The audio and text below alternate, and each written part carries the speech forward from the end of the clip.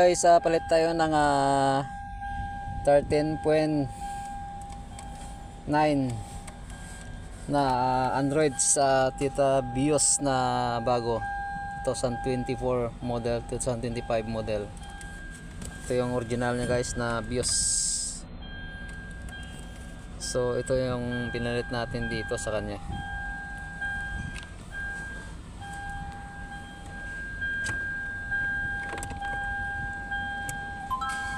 Lahat yan guys, notified yung wiring niya na sa steering control tsaka yung sa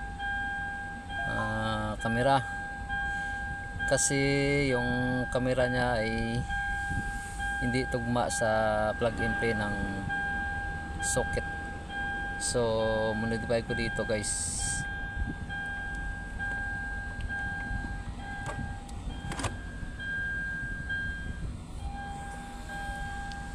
Try natin siyang testing.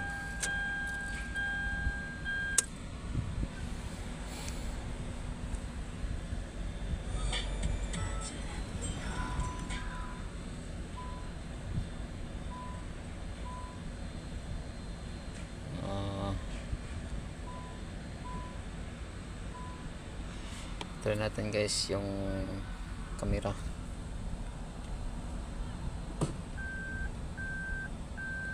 Yan guys, yung original camera ay pinagana ng customer. Sabi niya yung original camera ay papaganahin natin.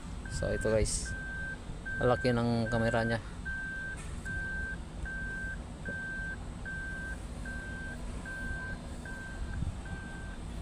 At saka yung sa may steering control, ganahin natin guys.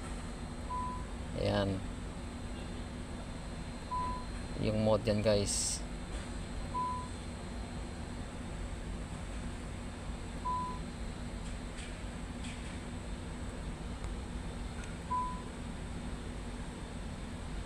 Ayan, pagana natin.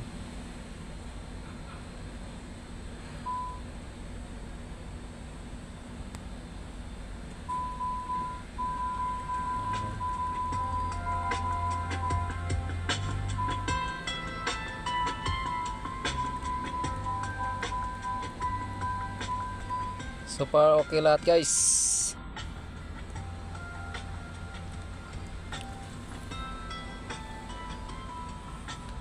Thank you guys. Please like, comment, and subscribe na lang guys sa YouTube channel guys. Thank you so much. Share is caring guys. God bless.